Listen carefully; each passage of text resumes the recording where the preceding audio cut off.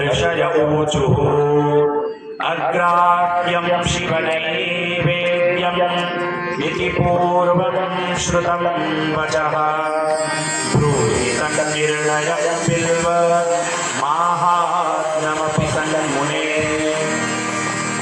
ऋषिगण सूत महाराज से पूछते हैं कि हे सूत जी, हे महामुने, हमने पहले सुना है कि भगवान शिव को अर्पित किया गया नैवेद्य अग्राह्य होता है, अतएव नैवेद्य के विषय में आपका क्या निर्णय है? शास्त्रों एवं पुराणों का क्या निर्णय है, वह आप हमें बताएं। साथ ही साथ बिल्व पत्र की महिमा भी आप हमसे कहिए, क्योंकि आपसे पुराणों की कोई बात छूटी नहीं है, आप सब कुछ जानने वाले हैं। इसलिए कृपा पूर्वक इन बातों का जो हमारे मन में संशय उत्पन्न हुआ है, कृपा करके आप उन संशयों को दूर करें। तब सूत जी महाराज कहते हैं, शृणध्वं मुनयः सर्वे सावधानतया धुना। ये सुनने के लिए नियम, जब तक हम एकाग्र भाव से नहीं सुनेंगे, दत्तचित्त होकर नहीं सुनेंगे, तब तक वो सुनना ऐसा होगा मानो एक कान से आपने सुना और दूसरे कान से बाहर निकाला। सुनने का सही ढंग है कि सुनने के बाद वो बातें हमें समझ में आ जाए और हृदय में बैठ जाए। और सुनना तभी सार्थक माना जाता है जब हम सुनने के बाद उस बात को अपने जीवन में लागू करें। तो सावधानतया, मैं आपको इसका उत्तर अवश्य दूंगा, लेकिन आप सभी सावधानी पूर्वक श्रवण करें। कौन कौन भगवान शिव के नैवेद्य को ग्रहण कर सकता है? शिव नैवेद्य के ग्रहण करने वाले व्यक्ति का क्या लक्षण होना चाहिए, ये सूत जी महाराज बता रहे हैं। आइए सावधानी पूर्वक सुनिए।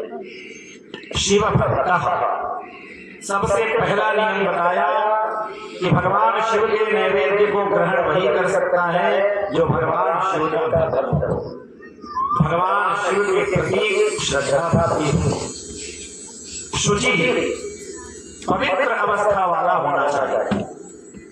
पवित्रता भी दो प्रकार की होती है, एक बाहरी पवित्रता और एक भीतर की पवित्रता। आज के समय में हम अपने आप को बाहर से तो पवित्र करते हैं,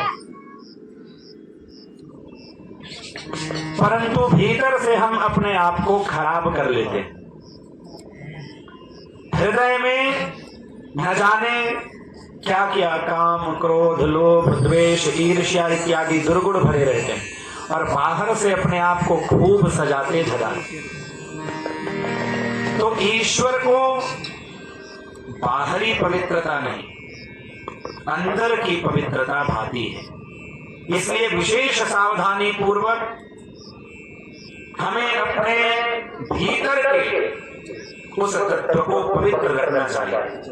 तो दूसरा बताया शुचि, यानी पवित्र होना चाहिए, शुद्ध होना चाहिए, सद्व्रती,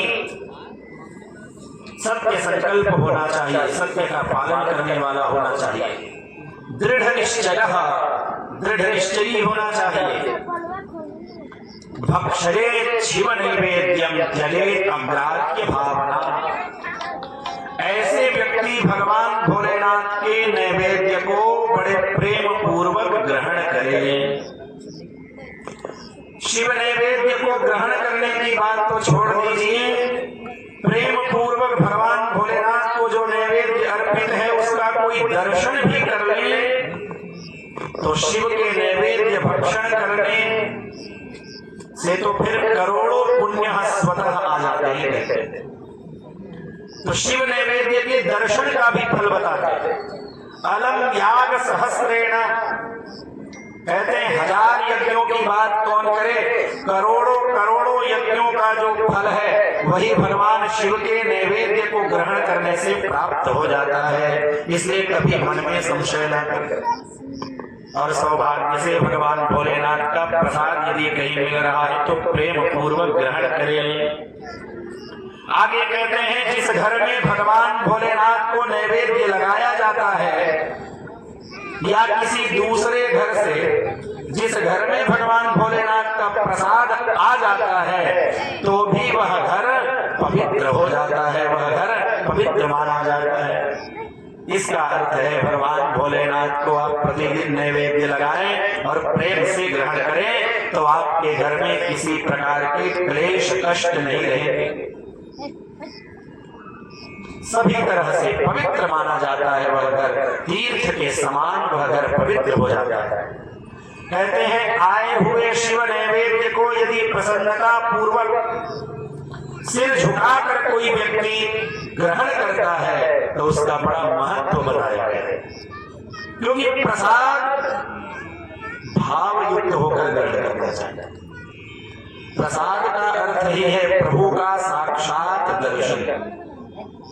इसीलिए तो हम कई बार ये देखते हैं कि कोई व्यक्ति तीर्थ में गया है और वहां से अपने साथ प्रसाद लेकर आया है और हमको देता है तो बड़े भाव से हम उस प्रसाद को ग्रहण करते हैं और यही मान चलते हैं कि हे प्रभु हम आपका दर्शन करने तो नहीं पहुंच सके, आपका प्रसाद ही मिल गया इसलिए हम सौभाग्यशाली।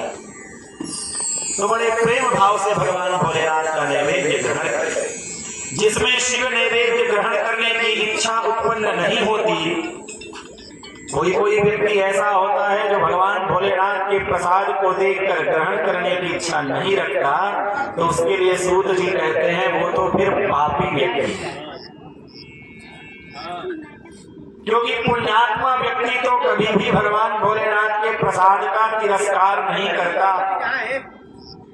कहते हैं जिन मनुष्यों ने अन्य देवों की दीक्षा ली है, जैसे कोई वैष्णव है, कोई शाक्त है, माता दुर्गा की उपासना करने वाला है, देवी की उपासना करने वाला है, भगवान विष्णु का उपासक है, तो क्या ऐसा व्यक्ति भगवान भोलेनाथ का प्रसाद ग्रहण कर सकता है? तो कहते हैं अन्य दीक्षा युजान प्रेणाम शिव भक्ति रतात्मनाम।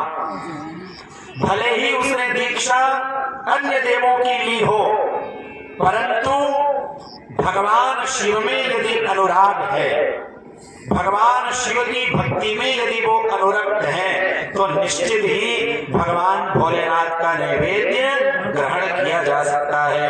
प्रेम से बोलिए काशी विश्वनाथ भगवान